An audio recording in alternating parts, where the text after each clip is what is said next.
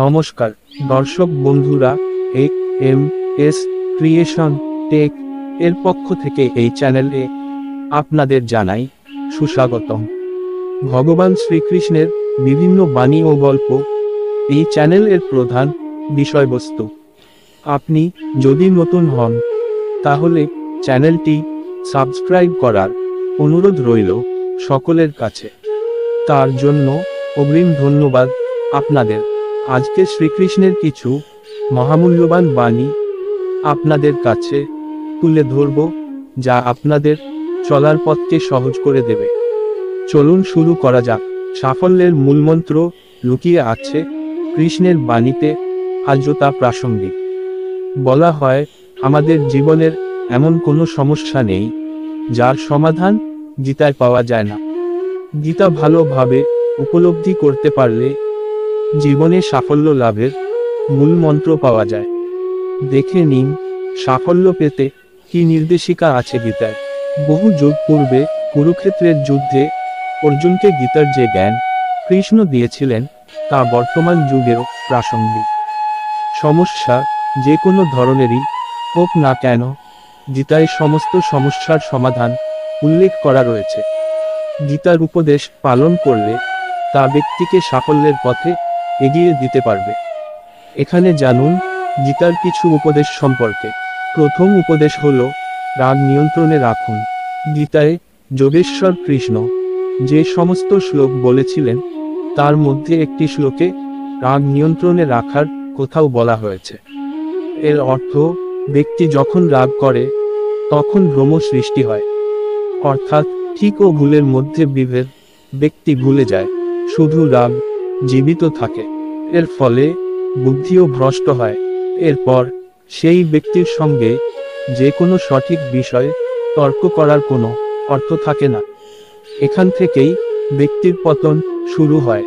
বর্তমান সময়ের নিরিখে এর প্রাসঙ্গিকতা বিচার করে বলা যায় যে কোনো কাজ করার সময় ব্যক্তি ক্ষুব্ধ হলে সেই কাজই প্রভাবিত হয়। অনেক সময় রাগের বশে ব্যক্তি নিজের চাকরি, সম্পর্ক ও জীবনকেও বাজি রেখে দেয়। তাই রেগে গেলে কিছুক্ষণ শান্তভাবে বসে তার পরিণাম সম্পর্কে বিচার করে নেওয়া উচিত। দ্বিতীয় উপদেশ হল দৃষ্টিভঙ্গি। কৃষ্ণ বলেন, ব্যক্তিকে জ্ঞান ও কর্মকে একভাবে দেখা উচিত, অর্থাৎ এই দুটি বিষয়কে দেখার দৃষ্টিভঙ্গি একই হওয়া উচিত। বর্তমানে দেখা যায় ব্যক্তি কাজ সম্পর্কে অনেক বড় বড় কথা বলে, তবে নিজে কোনো পরিস্থিতিতে পড়লে সেসব ভুলে গিয়ে নিজের জন্য যা ঠিক তাই করে। এর জন্য অজান্তে অন্যের অনিষ্ট করে থাকেন তারা। তাই জ্ঞান ও কর্মকে একই দৃষ্টিতে দেখা উচিত। সেই কর্মই করা উচিত যা করার সম্মতি আপনার জ্ঞান দিচ্ছে। এভাবে ব্যক্তি ভুল ঠিক, পাপ পুণ্যের মধ্যে ফারাক সহজে বুঝতে পারবে। তৃতীয় উপদেশ হল মনের ওপর নিয়ন্ত্রণ। শ্রীমদ্ভগবত গীতার একটি শ্লোকে যোগেশ্বর কৃষ্ণ বলেন, ব্যক্তিকে সবসময় নিজের মন নিয়ন্ত্রণে রাখা উচিত। তিনি অর্জুনকে বলেন, মন অত্যন্ত চঞ্চল, একে নিয়ন্ত্রণে রাখা ব্যক্তির দায়িত্ব। মন নিজের গতিতে চলে। কৃষ্ণের এই উপদেশ বর্তমান যুগে প্রাসঙ্গিক।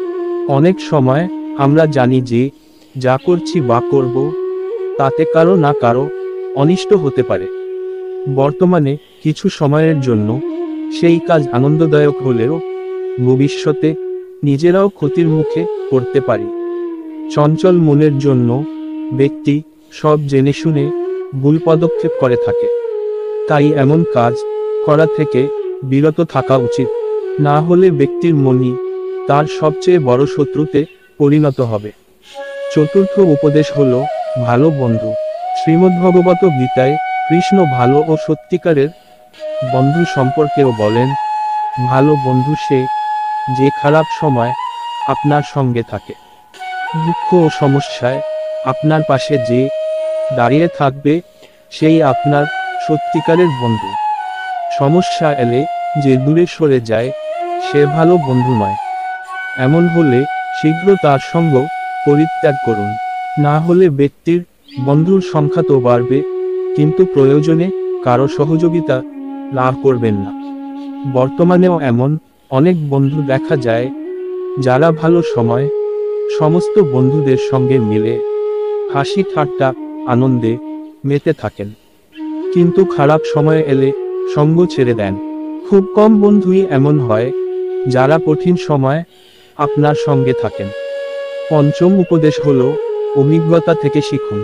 এই উপদেশে কৃষ্ণ অর্জুনকে বলেন, ব্যক্তিকে নিজের গুরু ছাড়াও অভিজ্ঞতা থেকে জ্ঞান অর্জন করা উচিত, না হলে ব্যক্তি সমস্যায় পড়তে পারে।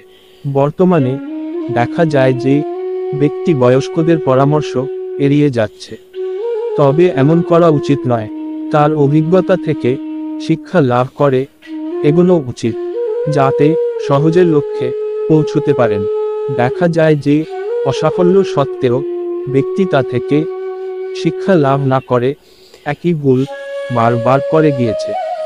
এর পরিবর্তে অতীতের ফলাফল বিশ্লেষণ করে শিক্ষা লাভ করা এবং সেই অভিজ্ঞতার সাহায্যে জীবনে এগিয়ে যাওয়া উচিত। ষষ্ঠ উপদেশ হল মোহ ত্যাগ করে সত্যকে জানুন। শ্রীমদ্ভগবত গীতায় কৃষ্ণ অর্জুনকে জানান, মোহের পরিবর্তে সত্য জানার চেষ্টা করা উচিত।